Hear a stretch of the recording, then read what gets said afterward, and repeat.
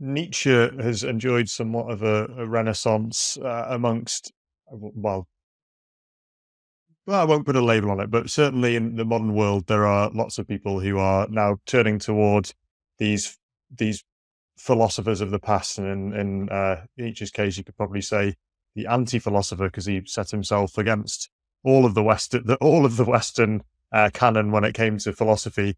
But he had a huge focus on the sovereign individual, and you talked a little bit about the individual being oppressed by society, and a quote of his, which is eminently quotable, is the individual has always had to struggle to keep from being overwhelmed by the tribe. If you try it, you'll be lonely often and sometimes frightened, but no price is too high to pay for the privilege of owning yourself. Do you think it's even possible to own yourself? Is this a pipe dream? It sounds very good and it rouses you to action of self-actualization, but is it possible? Well, you have varying degrees of control over, say, what role you take in society, what occupation you choose, where you choose to live, and things like that. Some people have more freedom in that regard than others. Um, but again, we are heavily enmeshed in society, and uh, owning your own self. Well, it certainly depends a lot on what other people think of you, and that's what we again, Nietzsche's phrasing it in terms of the tribe oppressing the individual. But I think of it, no, the individual evolved to live in the tribe and to work together with others in the tribe. If you don't get along with the tribe, uh, you need to find a new tribe. Going it alone is not really viable. Hmm. Um, Even you have to participate in society enough to take part again with housing and food and the basic requirements of life. You get them from society, so you need to work with the tribe to some degree. Now, at the time Nietzsche was writing in the late 1800s, um, society was becoming more powerful and more mass, and so a lot of intellectuals were worried about this. Alienation was a big theme around the early 20th century. You don't hear that much about it now. We have other problems. Uh, but there was this sense that society had become so much more powerful. The police were suddenly competent and could keep track of you.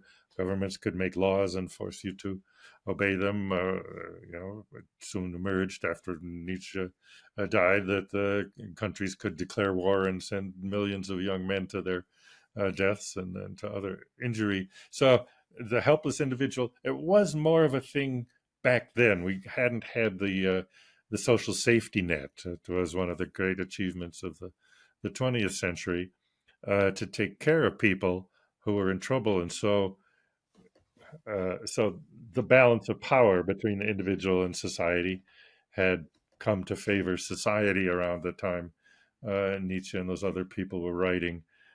Since then, I think it's restored to a more even capability.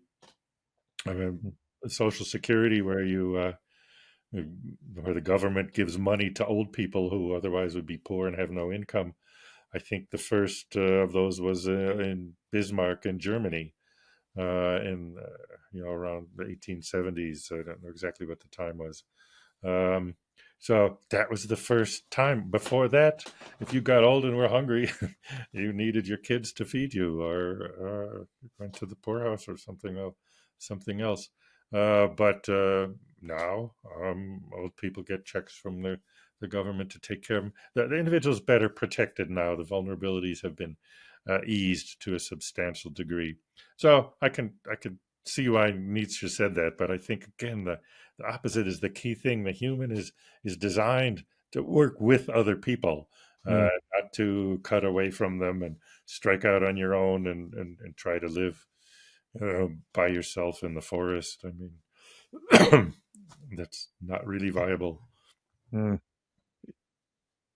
This notion, and it's more than a notion, but this reality that humans are formed to live with others. And obviously, one key way of doing that is language. And you wrote in The Cultural Animal that language is not activity inside an individual brain, but rather part of the collectively shared, transmitted knowledge. And then you went on to say the only way for a person to use language is to belong to a culture. Now, Right. yeah, go. Yes, and again, this is one of the big differences. As I said, communication and cooperation are the two big human innovations in evolution. All known human societies have language. No animal societies have, I mean, they have some communication, but none of them have what linguists would say is as an actual language. So that's one of the key defining human traits. And it makes things so much better and easier. It enables us to share information, to talk about dangers, to talk about other people, to build reputations, and of course to destroy them too. Um, but uh, but yeah, I think that's language is emblematic of the direction of human evolution.